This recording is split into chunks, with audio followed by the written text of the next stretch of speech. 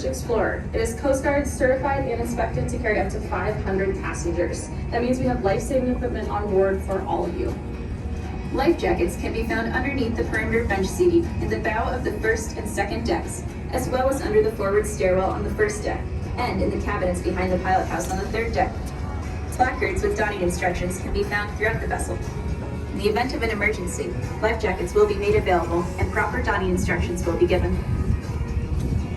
The Salish Explorer is equipped with life floats and life rafts, which crew have been trained to deploy in the event of an emergency. Emergency exits can be found on the first deck on both the port and starboard sides. Please refrain from touching any of the life-saving equipment unless instructed to do so by uniformed crew. Restrooms can be found on the first and second decks, with the larger and more accommodating restrooms on the first deck. The Salish Explorer is a non-smoking vessel. This includes e-cigarettes and extends to all areas of the boat, so we thank you for not smoking while on board. While underway, we do tend to rock around from the wakes and waves of other vessels, so be sure to use caution and use all handrails when moving around. Also, please keep an eye on small children. Thank you for cruising with us. You're friend of the boat. We hope you enjoy your cruise today.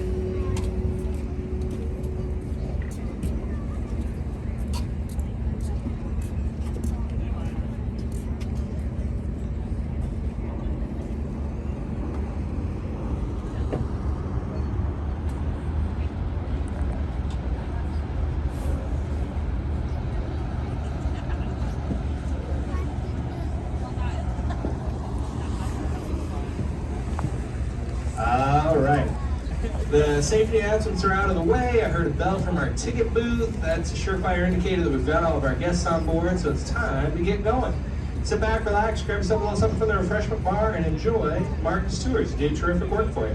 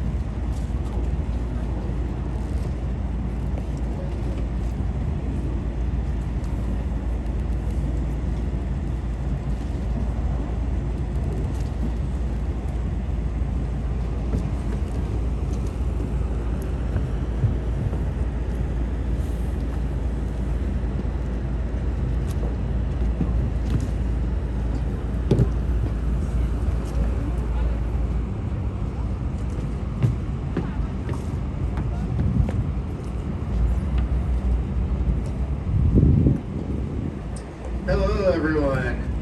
Now before we can start the tour, we do have to sound the departure horn. And it is quite loud, so especially if you're out in the bow, you may want to plug your ears in 3, 2, 1.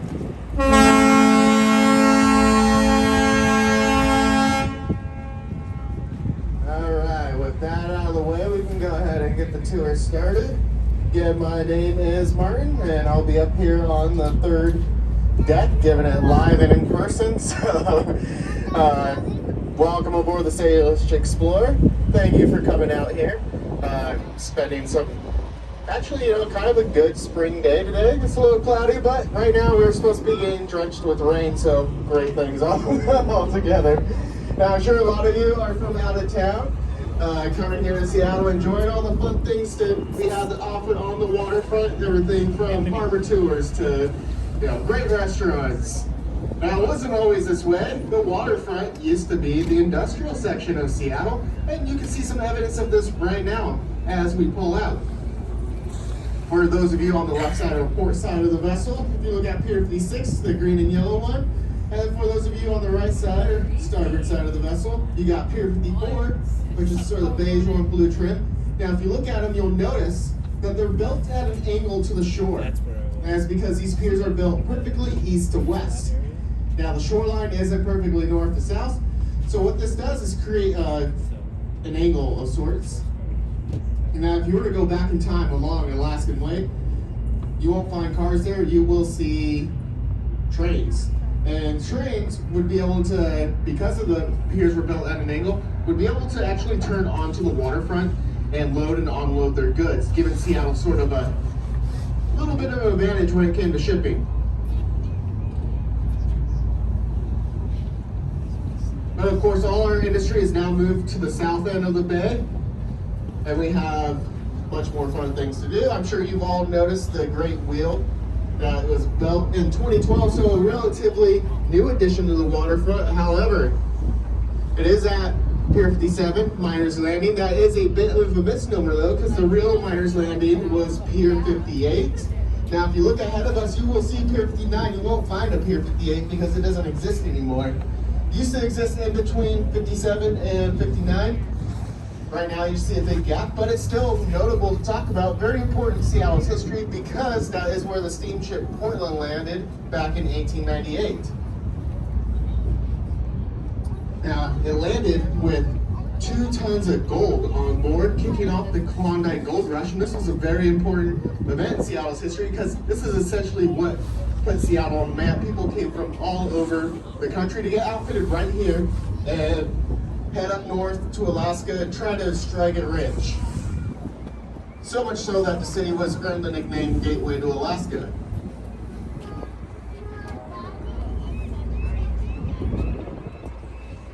Now we do have Pier 59 coming up. This is the Seattle Aquarium. Definitely worth a visit, especially if you love sea animals. Now you won't find dolphins doing flips there or anything because it's an aquarium dedicated mostly to research and rehabilitation. So what that means is pretty much every single creature you find in the aquarium you would find right here in Elliott Bay or the Puget Sound, with the exception of one tropical fish exhibit. Now what that does mean is you'll find otters in there, you'll find fur seals, harbor seals, tidal exhibit, all sorts of fish, and of course a giant Pacific octopus. And this thing really lives up to its name.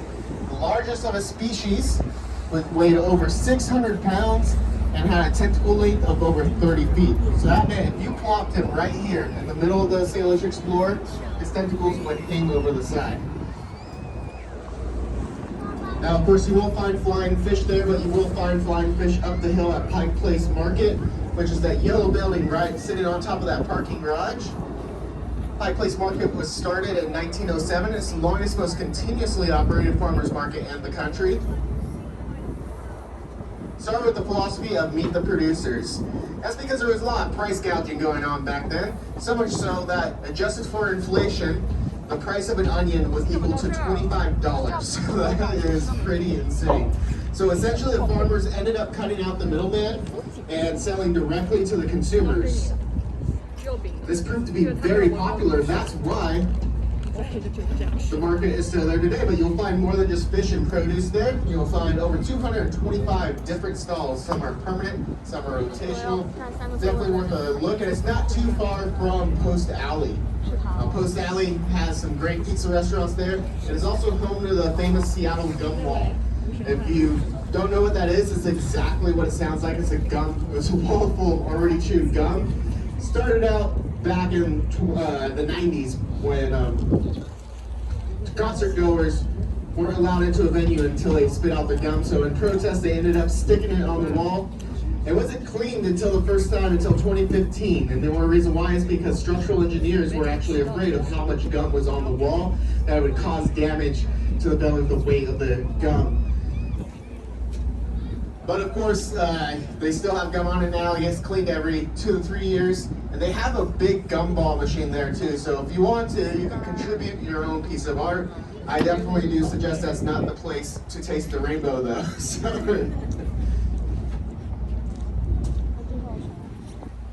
we do have a pretty interesting looking building coming up just to the right of us. It's that orange, red, and green one. That is Seattle's first cruise terminal, built in the year 2000. Before that, there was no cruising, mostly due to the Passenger Vessel Act of 1886, which just states that no foreign flag vessel can take passengers from one U.S. city to another U.S. city. However, there's a little loophole here because the cruise ships can just stop off in Victoria or Vancouver, and that is sufficient for the law. So after they built that, there was a huge demand for cruising because Alaska is very desirable, and so Seattle became the busiest cruise port on the West Coast and would be the busiest cruise port in the U.S., but of course Miami and Fort Lauderdale operate year-round, whereas we're just seasonal, basically April through October. So they're the busiest ones, but nonetheless, there's a pretty big demand for cruising during those months. Now the next pier coming up, the gray one with the mustard trim and the big red E's on top, that is the Edgewater Hotel, built in the year 1962 for the World's Fair. Now there was one little problem. No one actually stayed there until 2 weeks after the World's Fair ended. The World's Fair went on for about 6 months, so that was a pretty big missed opportunity. Now they did have a couple tricks up their sleeve. First, they opened up a bait and tackle shop right there in the lobby. And what this meant was people can go and get fishing gear and fish out of their hotel window. Now the only problem with that is people started fishing out of their hotel window. You can imagine being a customer right there on the first floor, having the best sleep of your life, and then suddenly a big 10-pound salmon is smacking up against your window, waking you up. You're going to have a lot of angry customers. And also housekeeping was mad, because what do people do when they actually get the fish into the hotel room? Well, they would find them under the mattress and the bathtub and the closet. So they eventually got rid of the bait tackle shop. But the Beatles also stayed there in 1963, and Beatlemania brought in a lot of money as well. Now these next two piers coming up are Pier 69, and the red and gray one in front of us is Pier 70. Now I would really like to point out and compare and contrast these two piers because they have pretty different architectures, especially the pilings, and they also perfectly illustrate the changes that the waterfront has gone through throughout Seattle's history depending on the needs of the city. For instance, we have Pier 69 right here that belongs to the Port of Seattle, but you take a look at these pilings, they're these big, thick, concrete, reinforced pilings, because when this pier was built in the 1930s, it was a tin can manufacturing plant, when there was still a lot of manufacturing on the waterfront. We're focused more on tourism and fun things to do these days, so it belongs to the Port of Seattle. You'll notice it has the Victoria Clipper 5 nearby. The Victoria Clippers do whale watching in the San Juan Islands through April and October. Also do fast ferry services to Victoria, Canada.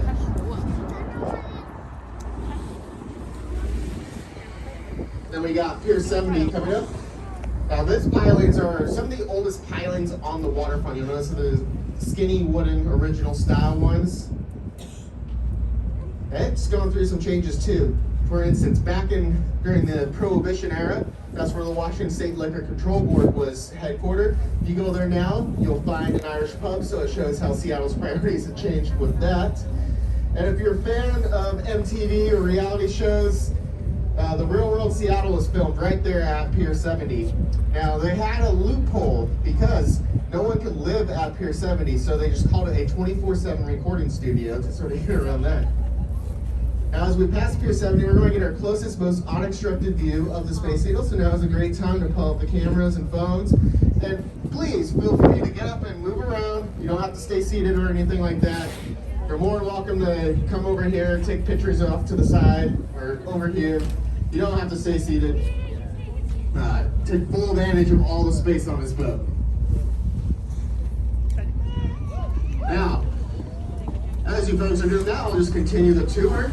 In between us and the Space Needle was Olympic Sculpture Park, run by the Seattle Art Museum. It's open from sunrise to sunset, and it's a free place to go to, so it's a great place to go for a walk. Now you'll notice they have a couple of sculptures up there. The first one you'll notice is that big red one with all the limbs going everywhere. Now that is a sculpture of an animal. Does anybody want to be brave and take a guess at what animal that is? A dolphin? No, it's not quite a dolphin. It's a dinosaur. A seagull? Super close. Oh, an eagle? Did you go there already? Okay, yeah, so they guessed it right. It is an eagle. If you're having trouble seeing it, go ahead and just close your eyes, picture an eagle, and I'll come right to you. Now, if you're looking for a little bit more realistic sculpture of an eagle, you are in luck. Because if you look just ahead of us, to the right a little bit, you'll see a nice looking office building with a big globe on top, with a sculpture of an eagle on top of that one. That is the former headquarters of the Seattle PI. Now the PI, the Seattle's first newspaper, started in 1863. And to give you an idea how old that is, that was before Washington was even a state, and Seattle was barely a sawmill and a few log cabins at that point. So not only were they around for reporting most of Seattle's history, they helped make it as well. Because remember when I was talking about that steamship Portland, they were the ones who printed gold, gold, gold on the front page to really help get that message out and bring people to the city, making it sort of the metropolitan city it is today.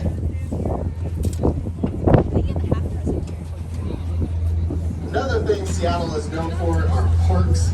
We do have Myrtle Edwards Park right over here, named after a former Seattle councilwoman who really helped bring about all the parks here, including some of our more iconic ones, such as Gasworks Park, and even help put historical protections on buildings, such as Pike Place Market. But for the moment, I do want you to focus on those radio towers up on that hill. That is Queen Anne Hill, named after a style of architecture that was popular at the time called Queen Anne. It's also famous for the fictional Seattle residents that live there.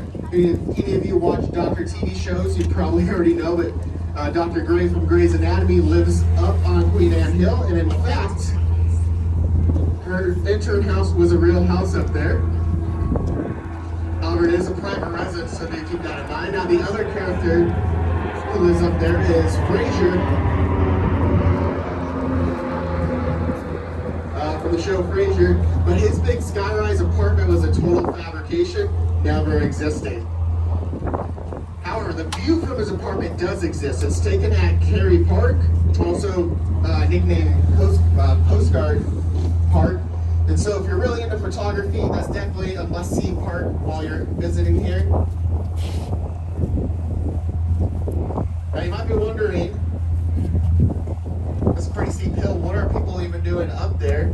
It has to do with the Great Seattle Fire of 1889, which ended up burning down about 90% of Seattle. Now, thankfully, no one actually died during the fire, so that's pretty amazing.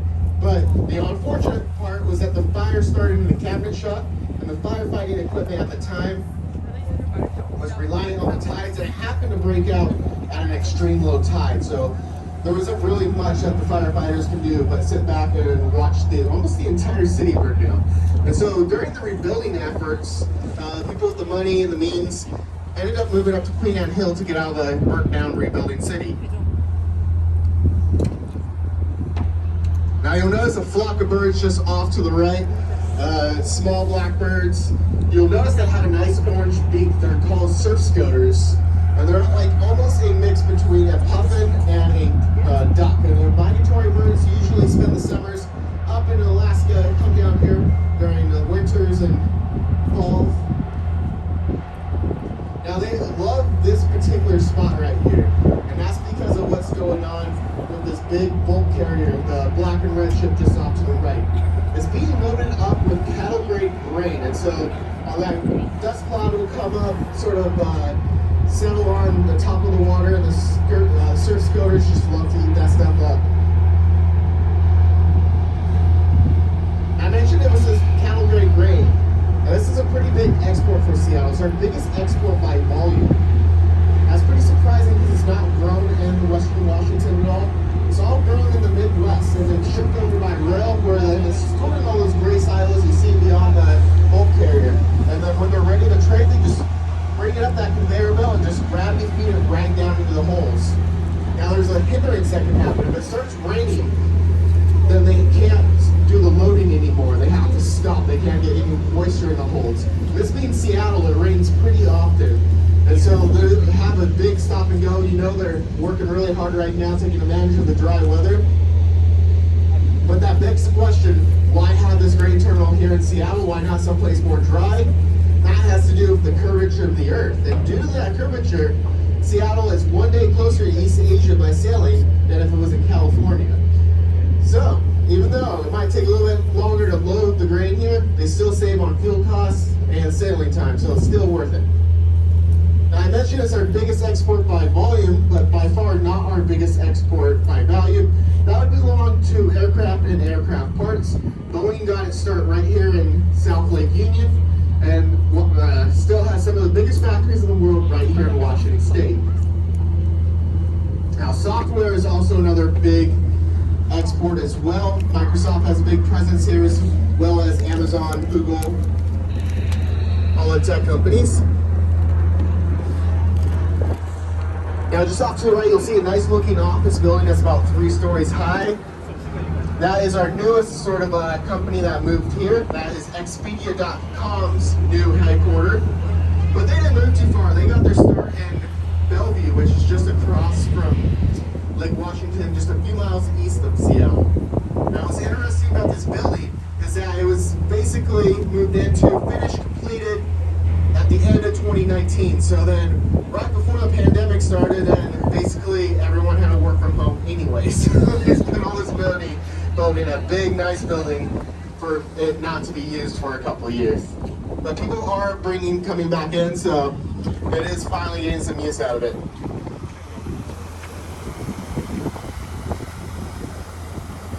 Now, another industry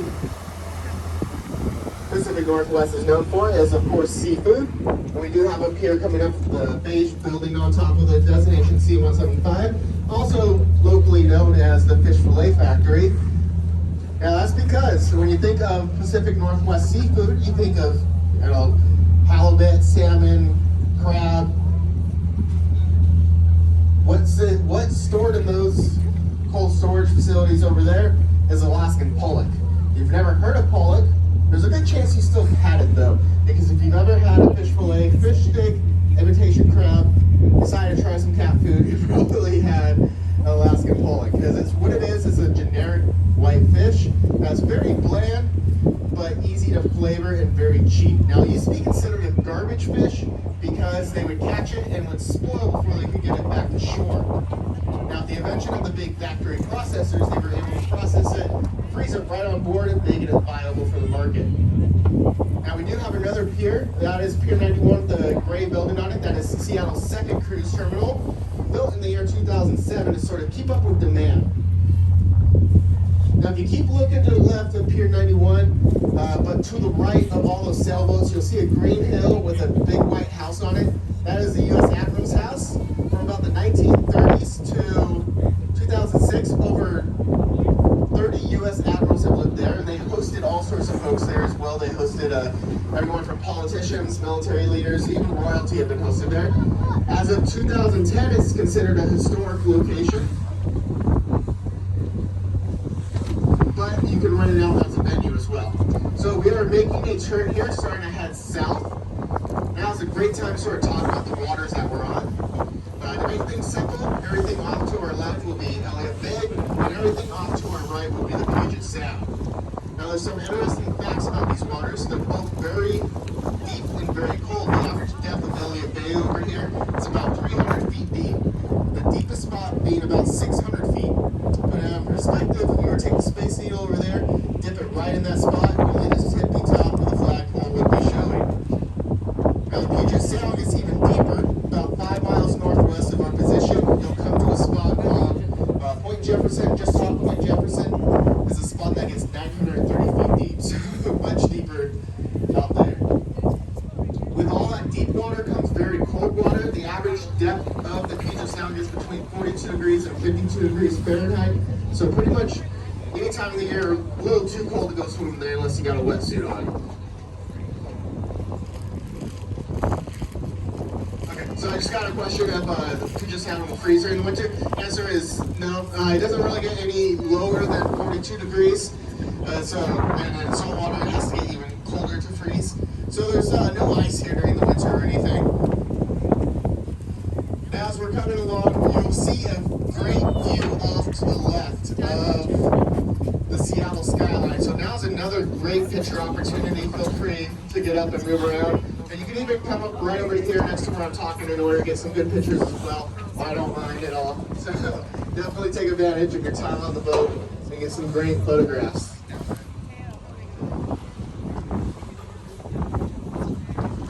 While you folks do that, I will talk about some of the buildings in our Skyline. First one I'll talk about is the Space Needle. Needs no introduction. It was also built in 1962 for the World's Fair. However, unlike the Edgewater Hotel, it did open on time, just barely though. The last elevator being attached the day before the World's Fair started. It stands at 605 feet tall, only about 5 stories though, so not exactly the most efficient use of space, but you would be safe to say it's the tallest 5-story building in the world. It does have an observation deck and a rotating restaurant. However, that restaurant is gone, but the floor is still there, and they replaced it with glass. So if you're not afraid of heights, you can go ahead and step out on that glass floor and look all the way down to the ground while it makes one rotation every 47 minutes. Now, if you are afraid of heights, that might keep you away from the Space Needle, but it shouldn't, because that is Seattle's safest building due to its giant foundation. Making the center of gravity only about 5 feet off the ground, which means it can withstand up to 200-mile-an-hour winds and up to a 9.2 magnitude earthquake. Now, 9.2, that's basically the big one that's supposed to strike this region at some point if the Cascadian subduction zone totally goes all at the same time, or if the Seattle fault line goes as well. So even if the big one strikes, there's a great chance that the Space Needle will still be there.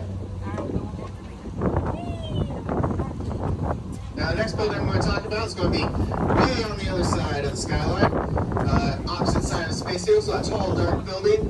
And that is the Columbia Center, also known as Seattle's tallest skyscraper. Construction started on it in 1982 and finished up in 1985. We measure all the way up to the flagpole. It stands at 997 feet. Now, original plans had it to be over 1,000 feet. But we have a pretty busy airspace, and the FAA does frown on anything being over 1,000 feet on our Skyline. So they basically said they'll reroute every single plane, but find them every single time that happens. So the creators of the building had an interesting problem. They had to keep all 76 stories, but also make the building shorter. So what they did was pretty clever, just cut off about 6 inches of each story, bringing the total building down, but able to keep all 76 stories.